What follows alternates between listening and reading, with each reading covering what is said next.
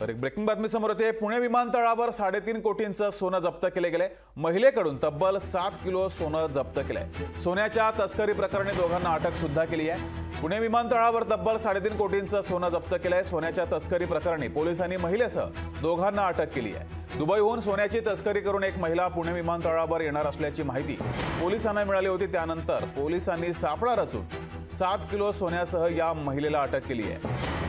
आरोपीनं 6 kilo 912 gram वजन असलेल्या सोन्याची पावडर केली होती। ती पावडर त्यांनी पट्टा आणि पाकिटात लपवून ठेवली होती। दरम्यान पुणे पोलिसांनी ही मोठी कारवाई केली आहे। अधिक माहिती घेऊया, आपले प्रतिनिधी अमोल धर्माधिकारी आपल्या सोबत जोडलेत।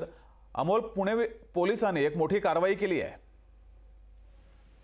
खरंच आणि धक्कादायक सगळी कारवाई आहे। दुबईहून पुण्यामध्ये सोन्याची तस्करी करत असताना एका महिलेला DRIच्या अधिकाऱ्यांनी पकडलेला आहे आणि तिच्याकडून तब्बल 6 किलो ग्रॅम सोनं आहे ते जप्त केलेलं आहे। याची किंमत आपण पाहिली तर ती जवळपास 3.5 कोटींची आहे आणि जी माहिती स्थानिकांना DRIला जी मिळालेली होती की दुबईहून सोन्याची तस्करी करून एक महिला ही पुणे विमानतळावरती येते आणि त्यानुसार या पथकाने सापळा रचलेला होता आणि संबंधित महिलेच्या हालचाली या संशयितरित्या आढळल्यानंतर तिच्याकडे तपासणी केली। तिच्यासोबत असणाऱ्या दोघांकडे सुद्धा ही तपासणी केली असता ही सोन्याची पावडर आहे ती आढळून आलेल्यानंतर आता त्या महिलेवर कारवाई करण्यात आलेली आहे आणि तिच्यासह तिचे दोन साथीदार होते त्यांना सुद्धा अटक करण्यात आलेली आहे। धक्कादायक म्हणजे या आरोपींनी 6 किलो ची जी सोनं होतं त्याची पावडर केलेली होती आणि ती पावडर पट्टा आणि पाकिटामध्ये त्यांनी लपवून ठेवलेली होती आणि विमानतळावरून बाहेर जात असताना DRIच्या अधिकाऱ्यांनी ही सर्वात मोठी कारवाई केली आहे आणि सध्या महिलेसह दोघांना सुद्धा अटक करण्यात आली आहे।